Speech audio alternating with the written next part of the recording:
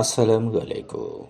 আজ 21 জানুয়ারি 2026 খ্রিস্টাব্দ, 6 মাঘ 1432 বঙ্গাব্দ, পহেলা সাবান 1447 হিজরি, বুধবার। সংবাদ পাঠ করছি মনির হোসেন কামাল। প্রথমেই শুনবেন সংবাদ শিরোনাম। সারা দেশে 1967 জন এমপি প্রার্থী। প্রচারণা শুরু আগামীকাল। ঝুঁকিপূর্ণ ভোটকেন্দ্রে সিসিটিভি স্থাপনে 71,98,00,000 টাকা বরাদ্দ। ওসমান হাদির পরিবারকে ফ্ল্যাট কিনতে 1 কোটি টাকা দিচ্ছে সরকার। যশোরে মুদি দোকানিকে কুপিয়ে হত্যা, গণপিটুনিতে হামলাকারী নিহত। বরগুনায় নির্বাচনী সৌহার্দ্য সংলাপ। মাইকিংয়ে রেকর্ড করা হয় লোকবেতারে। শুনলেন সংবাদ শিরোনাম, এবার বিস্তারিত।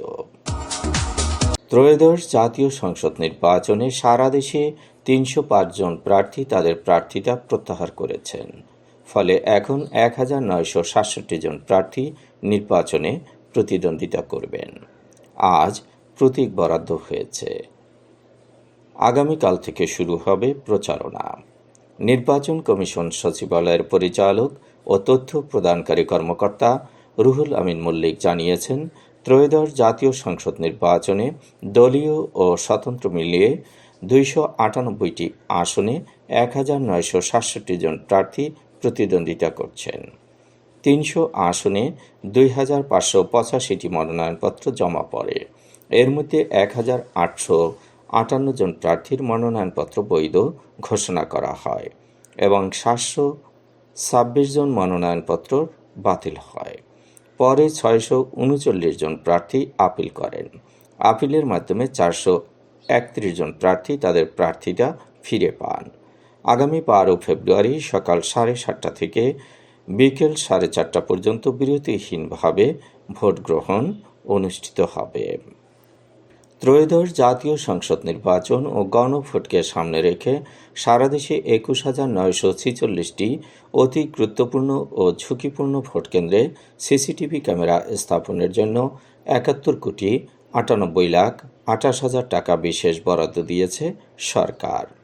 সারা দেশে প্রায় 42,000 ভোটকেন্দ্রের মধ্যে 6,552টি কেন্দ্রে আগে থেকেই সিসিটিভি ক্যামেরা রয়েছে। বাকি কেন্দ্রগুলোতে নতুন করে ক্যামেরা স্থাপন করা হচ্ছে। এর মধ্যে 21,946টি কেন্দ্রকে অতি গুরুত্বপূর্ণ ও ঝুঁকিপূর্ণ হিসেবে চিহ্নিত করা হয়েছে। এসব কেন্দ্রে সিসিটিভি বসানোর জন্য অর্থ মন্ত্রণালয় থেকে বিশেষ এই বরাদ্দ দেয়া হয়। বরাদ্দের আওতায় প্রতিটি ঝুঁকিপূর্ণ কেন্দ্রে কমপক্ষে 6টি করে সিসিটিভি ক্যামেরা স্থাপন করা হবে। ঢাকায় একটি ফ্ল্যাট কেনার জন্য ইনকিলাব মঞ্চের আহ্বায়ক শহীদ শরীফ ওসমান বিন হাদির পরিবারকে 1 কোটি টাকা দিচ্ছে সরকার। ঢাকার লালমাটিয়ায় সরকারি কর্মকর্তাদের জন্য দোয়েল টাওয়ার নামক আবাসিক ভবন রয়েছে। সেই ভবনে 1,215 বর্গফুটের ফ্ল্যাট কিনতে অনুদান হিসেবে এ টাকা দেয়া হচ্ছে।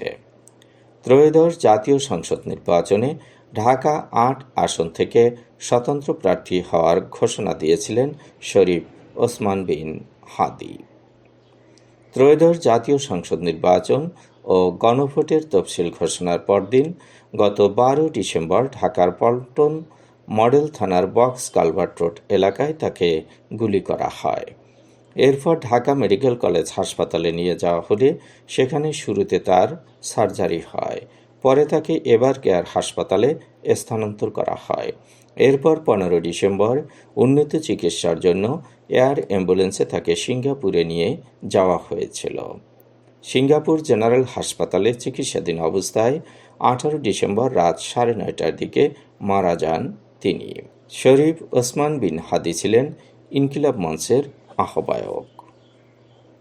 জমি নিয়ে বিরোধে যশোরের চৌগাছা উপজেলার এক মুদি দোকানিকে কুপিয়ে হত্যার পর ঘটনাস্থলেই গণপিটুনিতে হামলাকারী নিহত হয়েছেন।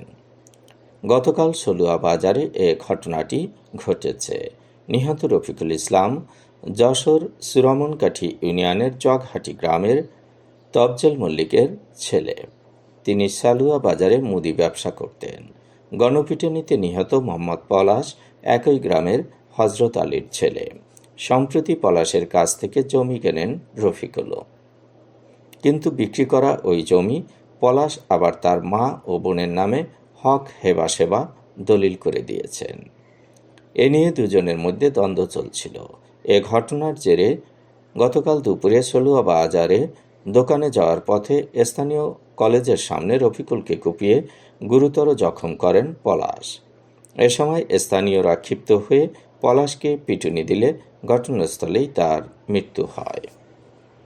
বরগুনায় আজ নির্বাচনী সৌহার্দ্য সংলাপ অনুষ্ঠিত হয়েছে। মাল্টিপার্টি অ্যাডভোকেসি ফোরাম MAF বরগুনায় এর উদ্যোগে আয়োজিত এই সংলাপটি ডেমোক্রেসি ইন্টারন্যাশনালের সহযোগিতায় এবং যুক্তরাজ্যের foreign, Commonwealth and development office এর অর্থায়নে অনুষ্ঠিত হয়। সংলাপে বক্তব্য রাখেন বরগুনা 1 আসনের বাংলাদেশ জাতীয়তাবাদী দল মনোনীত প্রার্থী নজরুল ইসলাম মোল্লা এবং ইসলামী আন্দোলন বাংলাদেশ মনোনীত প্রার্থী মাওলানা মাহমুদুল হোসেন অলিউল্লাহর পক্ষে সাধারণ সম্পাদক মাওলানা আব্দুস সাকুর। সভাপতিত্ব করেন MAF বরগুনা সভাপতি চিত্তরঞ্জন শীল। স্বাগত বক্তব্য রাখেন MAF বরগুনার সাধারণ সম্পাদক আবু জাফর মোহাম্মদ সালে। এছাড়াও উপস্থিত ছিলেন দীপু হাফিজুর রহমান, উপপরিচালক ডেমোক্রেসি ইন্টারন্যাশনাল, বিভিন্ন রাজনৈতিক দলের প্রতিনিধি, MAF সদস্য, নাগরিক ও যুব সমাজের প্রতিনিধি, তরমুজ চাষি, জেলে হিজরা, রাখাইন প্রতিনিধি, শিক্ষক প্রতিনিধি এবং সাংবাদিক। মাইকিংয়ে রেকর্ড করা হয় লোকবেতারে। সুমধুর ও সুস্পষ্ট কণ্ঠে মাইকিংয়ের জন্য লোকবেতারের বিকল্প নেই। লোকবেতারের সাউন্ডপ্রুফ স্টুডিওতে করা হচ্ছে গান ও নাটকের রেকর্ড। সেই সাথে লোকবেতারের নামমাত্র টাকায় প্রচার করা হচ্ছে বিজ্ঞাপন। 15 সেকেন্ডের বিজ্ঞাপন প্রচারিত হচ্ছে মাত্র 500 টাকায়। 30 সেকেন্ডের বিজ্ঞাপন 1000 টাকা, 45 সেকেন্ডের বিজ্ঞাপন 1500 টাকা আর 1 মিনিটের বিজ্ঞাপন প্রচার করা হয় মাত্র 2000 টাকায়। নির্ধারিত টাকার বিনিময়ে প্রতিদিন কমপক্ষে 5 বার করে পুরো 1 মাস বিজ্ঞাপন প্রচার করা হবে। মাইকিং ও বিজ্ঞাপনের জন্য যোগাযোগ করবেন 017555664445 নম্বরে। এবারই শুনবেন আবহাওয়ার খবর।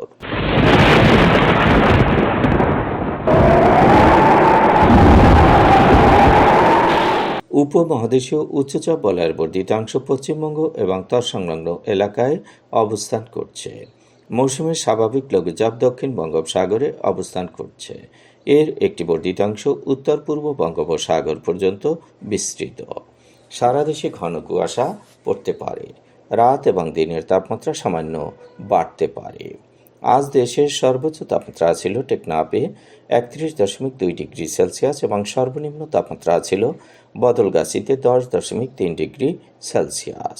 বরগুনার সর্বোচ্চ তাপমাত্রা 29.5 ডিগ্রি সেলসিয়াস, সর্বনিম্ন 13.6 ডিগ্রি সেলসিয়াস। আগামীকাল সূর্যোদয় হবে ভোর 6:43। সংবাদ শেষ করার আগে শিরোনামগুলো আবার পড়ছি। সারা দেশে 1967 জন এমপি প্রার্থী। প্রচারণা শুরু আগামীকাল। ঝুঁকিপূর্ণ ভোটকেন্দ্রে সিসিটিভি স্থাপনে 71.98 লাখ টাকা বরাদ্দ। ওসমান হাদির পরিবারকে ফ্ল্যাট কিনতে 1 কোটি টাকা দিচ্ছে সরকার। যশোরে মুদি দোকানিকে কুপিয়ে হত্যা, গণপিটুনিতে হামলাকারী নিহত। বরগুনায় নির্বাচনী সৌহার্দ্য সংলাপ। মাইকিংয়ে রেকর্ড করা হয় লোকবেতারে। সংবাদ শেষ করার আগে জানিয়ে দিচ্ছি লোকবেতারে সংবাদ জানানোর মোবাইল নম্বর। আপনার এলাকার গুরুত্বপূর্ণ সংবাদ জানাতে ফোন করুন 017755664445 নম্বরে।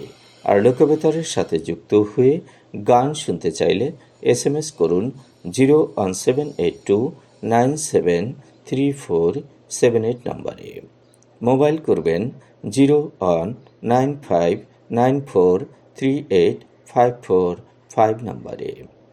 বিশ্বের সব জায়গা থেকেই শুনতে পারবেন লোকবেতার।